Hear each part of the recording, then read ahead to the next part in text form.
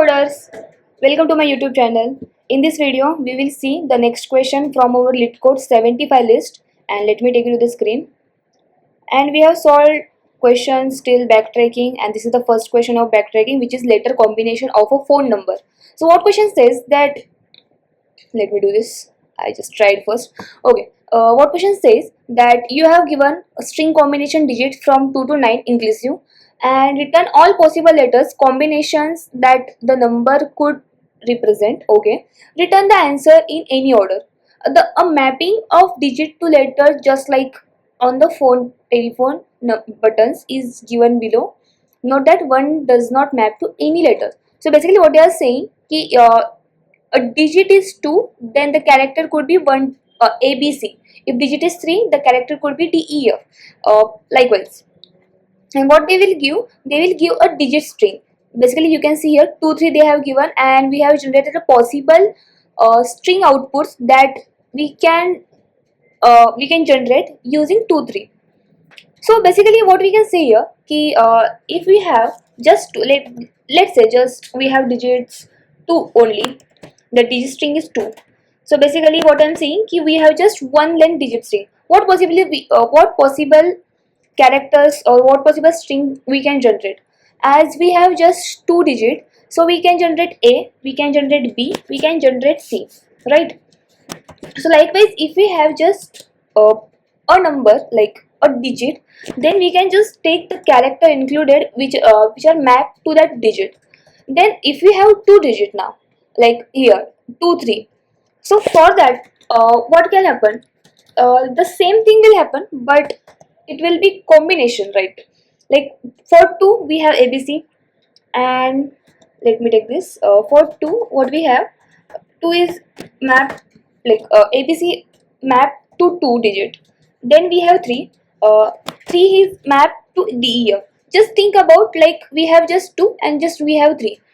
Okay, so what we have, let's just take me this and then we'll change it. Okay, we have ABC, and for 3 we have DEF. D, E and F. Okay, so basically whatever the numbers, like whatever the digit will be there, likewise it gonna increase, right? We have first we took we saw for one digit, like we just have one digit, then only such the character which are mapped, those will be written as in the form of string. Now we have 2 digit string. Then what will happen? First we will take first. Okay, for 2 we have ABC, for 3 we have DEF. Okay, so first for 2 I can take A, or I can take B, or I can take C, right? Let's say I took A. After taking A, what I can take? Like after taking A, I need to go ahead, right? For 2 I have to take, I have taken A. So for 3, which character now I can take? So for 3 I can take D, or I can take E, or I can take F, and likewise I can form AD, AE, AF. That we can see here, AD, AE and AF. What if we didn't took A, we took B? So in that case also, like I took A, then we just removed it, and now we are taking B. Now we took B and we have DEF option. So D, like we took B, BD, BE and BF. That we can see here, BD, BE and BF. So basically you can see here ki, we are taking characters, we are exploring the next possibilities, and we are just backtracking it, right? So let's take a 3 digit one, then you will understand it fully. Like just take 1 2 3. No, we'll not take 1 cause 1 is not mapped to any character. So we'll take 2 3 4, and for 2 3 4, for 2 3 will be this only, and for 2 4 what we have is what we have, GHI. So we'll take G. Let me do this, GHI. H and I. So now for 2 I can take A, I can take B, I can take C. So let's say I am taking A. I took A. So go ahead. For 2 I took A. Now see for 3 what I can take. So let's say I'm at A. I'm at 2. I took A. I'm at 3. I'm at next digit, which is 3. I can took D, and next for 4 I took G. So basically what combination is formed, like now what combination form is A, D and G, right? A, D and G. Now what I can say, no, I don't want G, I want H. I can just pop this out, right? I can just pop the G and I can push H. So like what I can do, I can just pop G and push H. No, I don't want H for 4, I want I. Okay, I can take that, because we are generating combination, it can be anything, right? So after taking A and D, only these three combination can be formed, like ADG or ADH or ADI. From these three combination, we can say कि if I am taking A for 2, A for 2 and D for 3, then for 4, if I am not restricting for any character, then these three combinations can be possible.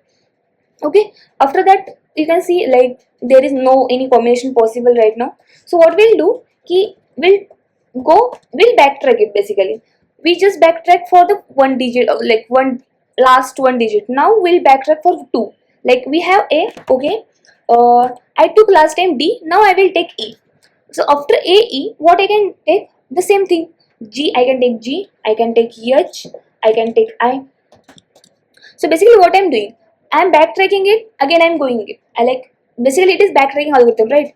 We just, it is a DFS, we explore the deepest one, then we just backtrack it, we explore the next branch, and then again backtrack it, we explore the next branch. Likewise, we first explore the deepest one, and likewise we come from bottom up basically. So yeah, we'll do that only, and the whatever I have said and whatever I explained you right now in example, that I will write in code. So yeah, let's write in code whatever I said. For this we can map this, and I'm taking this from my solution because I think it's time consuming. You can just do this. What I can say, take a map and just map it, like take a map of int and string and map accordingly. Like for 2 we have ABC string, for 3 we have DEF string, for 4 we have GHR string. Likewise we can map here. Okay, now the main part, we want answer. The answer is in the form of string, so we'll take, is this an answer in the form of string, and we'll say in the answer vector we will enter our resultant string. I'll write it as a arrays basically. It is basic, right now it is nothing, like it is empty. We'll do DFS, and we'll do DFS from first digit. So basically I'm saying ki I'm at first digit, and I'm just passing the index of that, and which index at right now I am. So I'm passing 0. Then what I have to pass, I have to pass the result one, where I have to put the characters. Then I have to pass from where I need to take the digits, or where I need to see the digits, those digits. And I have to pass map that I have, uh, whatever I have did here, like I have mapped string to the char that I have to pass. Then what I have passed index, I have passed result, and where I am storing it, like answer. And after doing everything, just return that answer vector. Okay, so write this.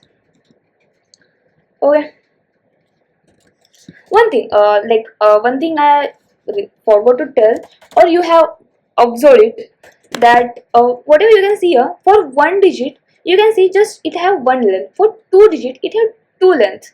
Here you can see it had two length. For three digits we have three length. So basically the resultant string and digit string length should be equal when we'll put the result string in the answer. Okay, so that will check just. So this is the index, and this is our string, and this is also string, and we can take its address of that string, and also we can take address of the map. And for answer also we have to take, here we should, like we have to take its answer, because we are just returning that answer. So yeah, we'll take this, and what we'll check, कि first we'll check कि my resultant string dot size, its size is equal to my digit string dot size. If it is, then and like index, basically index is equal to digit dot size here. So I don't have anything to explore further, so I will just push that resultant string into my answer vector, and I'll go, like I'll backtrack here, I'll just backtrack from here. Okay, and now what I will do, key for, let's say just take alright, okay, I will do this for character char from mp of digit uh, digit digits at that index, whichever the digit at that index, take those chars and just push it inside my resultant string, and go ahead and do further, like explore further. Basically we'll explore it further. To explore further, I need to go next digit to, I am saying ki index plus 1, then I have resultant string res, then I have digits, and then I have map, then answer. Okay, after exploring everything from that character, and I will pop that out. Okay, so resultant dot pop out, pop back. Okay, so yeah, this is what we, like this is the backtracking algorithm. And why we use backtrack here, because basically I can use your DFS also, but why I use backtracking and BFS. Oh, if I use BFS, then I need to store all, like first I need to store whatever for first character I took that in a queue. Then I need to pop that out and need to take this next character and then that push that back, and again the whole string I need to I need to, what I need to do, I need to store that string until I reach my digit string. But here what I'm doing, I am just storing that in my answer vector which I want, and I'm just, at a time I'm just storing one resultant string. So yeah, this saves space. So DFS is better than BFS here. So let's run it. Digits dot size, what happened? Res dot size equal to digits dot size. Oh, spelling. SLZD happens. Answer dot pushback. Oh, sorry. Answer dot pushback result. Okay. Accepted and just submit it, and it is accepted. So yeah, let's see what's time complexity for this. Time complexity for this, here you can see for one digit we went for one time with the character that are in that are mapped to two character. For two digit we went two times towards the character which are mapped to the characters. Like maximum mapped characters, how many mapped are character there? Like we have four mapped characters. Okay, so maximum character are four, and here we can see we, for three digit we went three times. So 4 into m, that fixed. Now for backtracking we are taking it again, we are going ahead. So basically we are exploring, what we can say, we are exploring the combinations. So for that it takes if there are two, then what you can say ki basically I am saying ki 4 raised to n, cause n is depth, basically digit size.